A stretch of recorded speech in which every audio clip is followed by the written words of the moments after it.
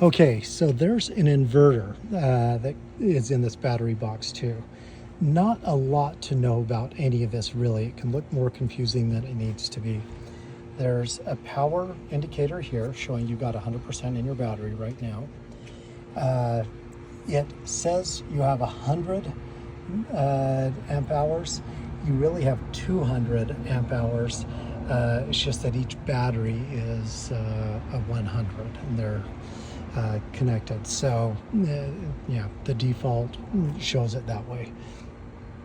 All right, so there's a couple of places in this trailer where you will see 110 outlets.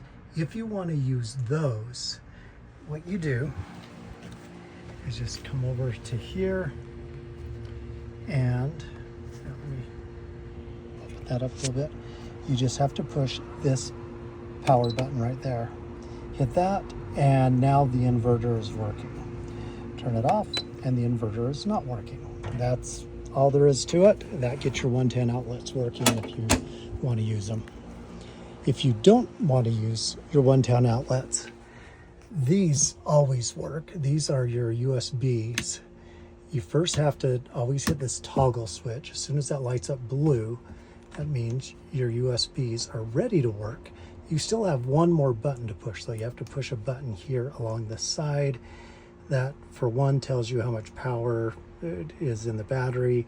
And that shows it's very full, and then 2 USB outlets, one on top, one on bottom there. And then this is a typical cigarette outlet there. Lights open just by pushing that